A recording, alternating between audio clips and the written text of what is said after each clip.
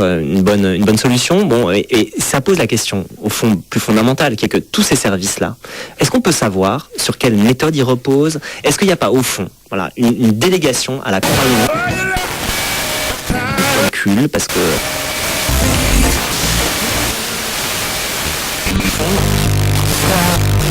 Attendez. Il y a clairement des algorithmes dans ce qu'on a dit, mais il n'y a pas que ça, et vraiment de loin. Donc je ne voudrais pas qu'on résume, je vais répondre sur les algorithmes,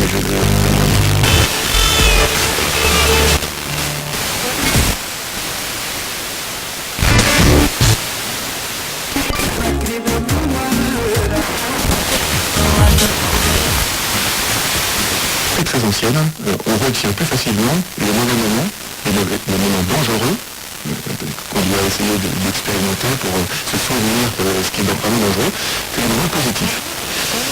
Et des gens dépressifs augmentent encore cette polarisation du négatif. Alors par exemple,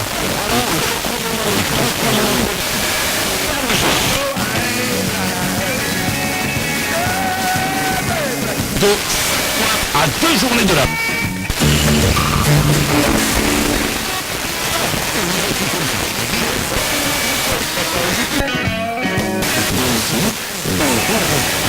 Tiens, je vais t'envoyer du crédit. Oh, tu ne peux pas, t'as un abonnement, non? Exceptionnellement, chez Mobilis, avec votre abonnement 0661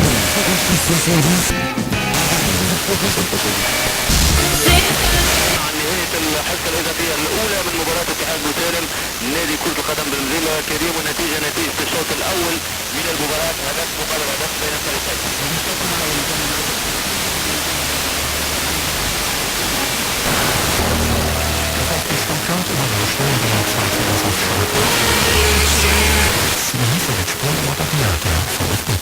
Ja, ich denke, dass wir ein gutes Spiel abgeliefert haben, vor allem Ergebnis geliefert haben. Le jour fut clair J'ai noté tout ce qu'elle fait. et j'ai suivi ses traces. Et ta position... Là sont plus Sur la 3 parce qu'ils sont enregistrés. À la 10e journée du championnat, 10e journée du championnat de Ligue 1, vous...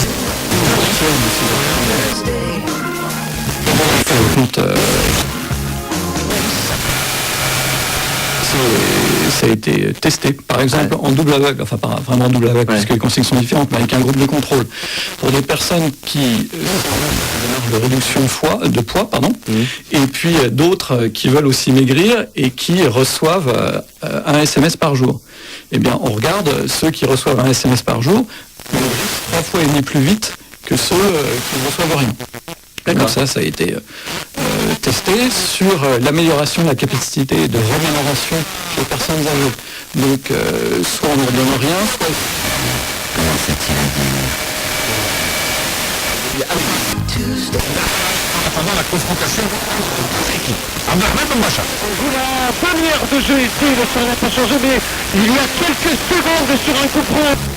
Ça augmente aussi la quantité de souvenirs. Chez personnes de 20 ans, ça augmente aussi la quantité de souvenirs. Donc en fait, tous ces dispositifs...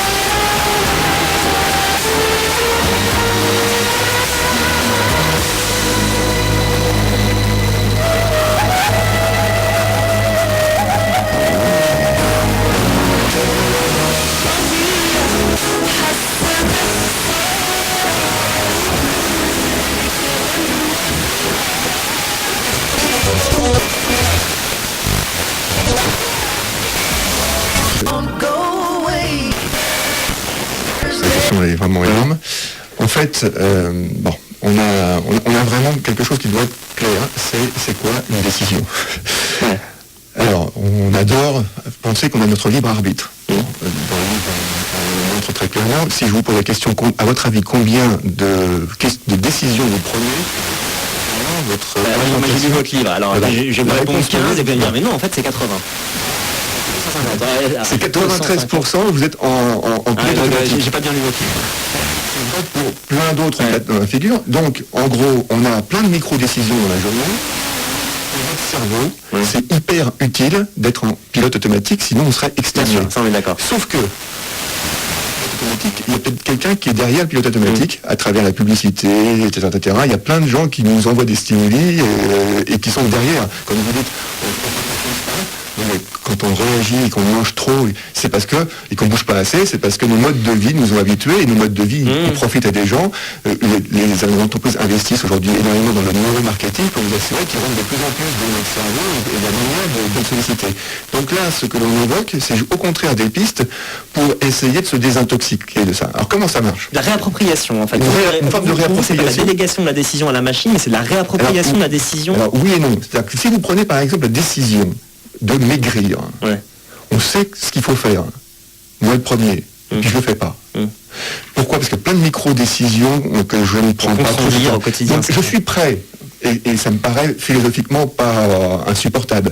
Je suis prêt pour mon objectif que j'ai choisi et que je veux absolument tenir et que je n'arrive pas à tenir, à prendre quelques écarts de dépendance sur des micro-décisions qui de toute façon ne sont pas aussi libres que je crois que nous sont.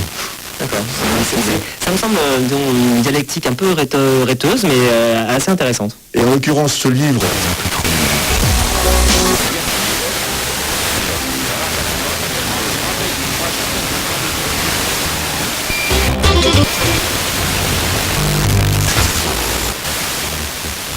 On se fait manipuler par d'autres, et bien ces outils nous permettent de nous manipuler nous-mêmes, mais pour nos propres objectifs. Est-ce que vous êtes posé la question du destin de toutes ces données qu'il fallait entrer, parce que beaucoup de services reposent quand même sur le fait que vous entrez des données extrêmement personnelles.